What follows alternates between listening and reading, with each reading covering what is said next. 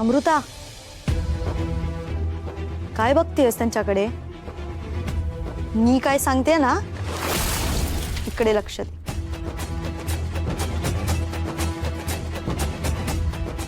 कारण या घरची मालकीण मी आहे आणि मी बोलेन तो शब्द शेवटचा.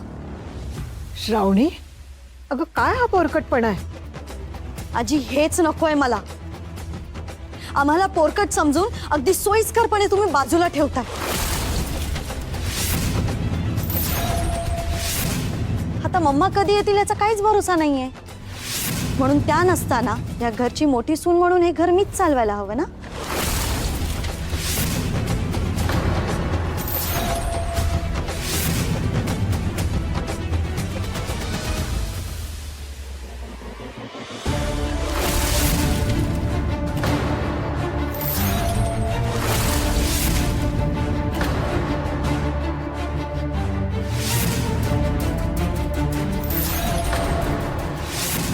खरं तर आजी, या किल्ल्या तुम्ही स्वतःहून मला दिल्या पाहिजे होत्या, पण नाही दिल्या ना तुम्ही.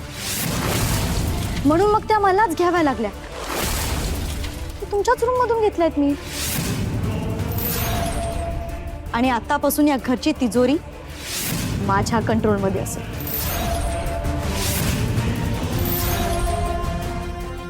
या घरची सून म्हणून कर्तेपणाचा मान माझाच राहील.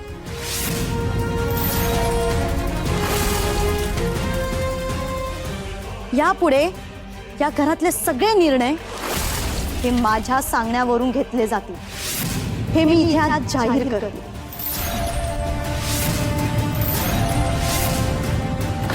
कारण नवरा माझा कमवतोय, मग ते कसं आणि किती कोणामध्ये वाटलं जाईल ना, हे मी ठरवणार.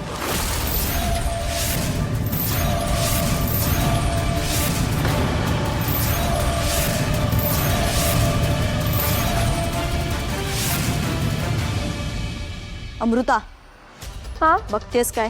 वाढायला लाग. हो.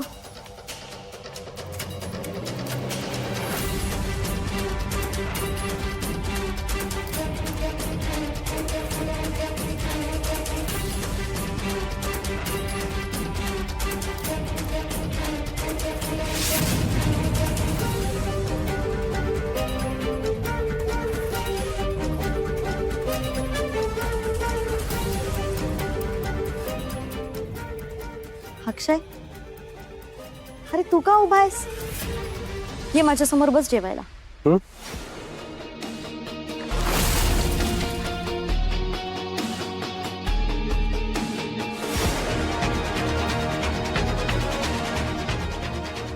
आत्या, जरा बाजूला व्हाल?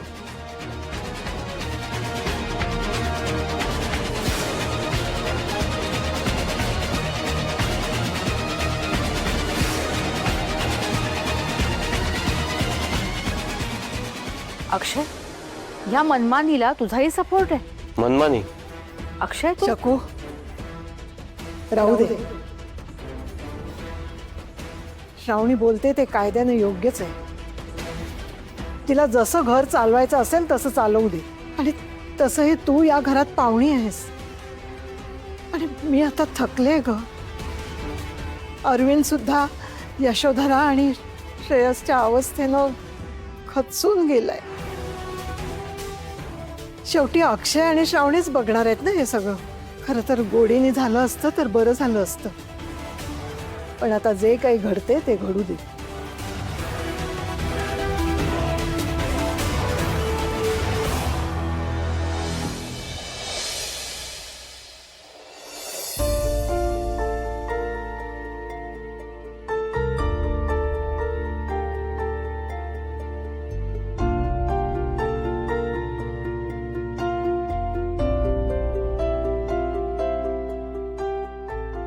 श्रेयस, हे श्रेयस, कसा आहेस रे? आजी, बरं आहे. हे बघ, तुझ्यासाठी खायला आणले, खाऊन घे. खातो. घरातले बाकी सगळे मला भेटायला. अरे घरातच आहेत रे सगळे. पण असून नसल्यासारखे. एकमेकांची चौकशी करण्याएवढं प्रेम त्यांच्यात उरलंय की नाही कुणास ठाऊक. म्हणजे आता कसं सांगू तुला पोरा. तुझा सख्खा भाऊ आणि तुझी वहिनी श्रावणी, त्यांना तर त्यांना मिळणाऱ्या पैशाचीच काळजी लागून राहिले. श्रावणीला तर तुझ्यावर होणारा पैशाचा खर्चही नकोसा झाला.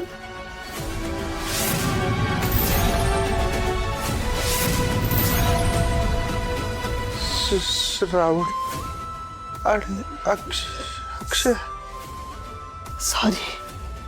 सॉरी पोरा, तू नको टेन्शन घेऊस. ह्या म्हणण्याचा अर्थ काय आहे हे समजण्याच्या अवस्थेत नाहीयेस तू. तू एकदा बरा झालास ना, माझी खात्री आहे रे की हा सगळा गुंता सोडवशील बघ. तुझं ओझं होता कामा नये कोणालाही.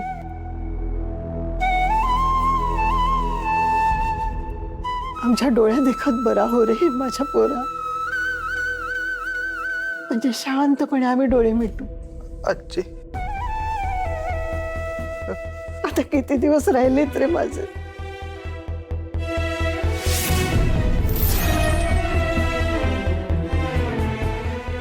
अरे आमच्या नंतर तुझी काळजी कोण घेणार. असं नको. तुझ्या आईचं हे असं होऊन बसलं. तुझा बाप खूप मऊ काळीज आहे रे त्याच.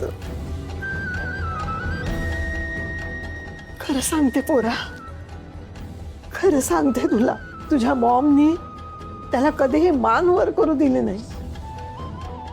त्याला अक्षय आणि श्रावणी गुंडाळून ठेवतील रे. अरे कुठे कुठे पुरा पडणार तो. मला खूप काळजी वाटते रे सोन्या, खूप काळजी वाटते. आता आराध्या हवी होती. ती असती ना तर तिने सगळं व्यवस्थित सांभाळून घेतलं असतं.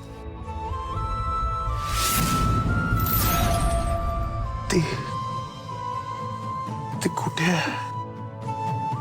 आहे? आहे ती जरा बाहेर गेले. येईल ती एवढ्यात. मी तरी काय वेड्यासारखं बोलत बसले तुझ्याशी. तू नको काळजी करूस. हा हे घे, खाऊन घे, खाऊन घे बरं. नंतर खातो. बघ हं. नक्की खाशील ना. हा? खा हं.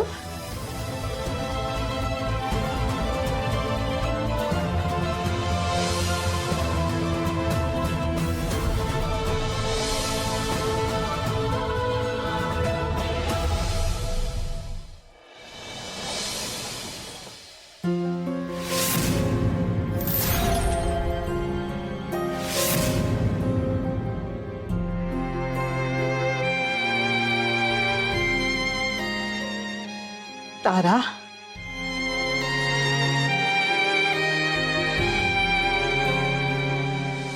आजी, आजी. असं कपाळाला हात लावून बसू नये पोरी. भाग्य निघून जातं. आजी, तुम्ही आलात ना आता. माझं निघून जाणारं भाग्य उंबरठ्यावरच थांबेल.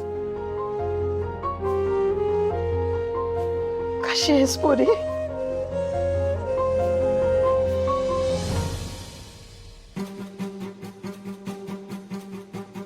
हे बघा, त्यांना स्पर्श करू नका. स्पर्श करू नका म्हणजे? एक तर ताराला इथे डांबवून ठेवले तिची काही चूक नसताना, आणि मलाच सांगताय तिला स्पर्श करू नका म्हणून.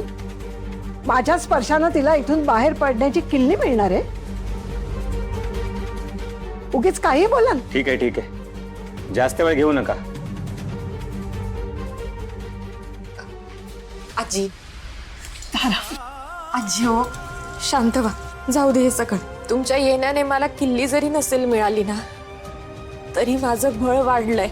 घाबरू नका, मी निर्दोष आहे ना. मग मी काही करून इथनं बाहेर पडणारच.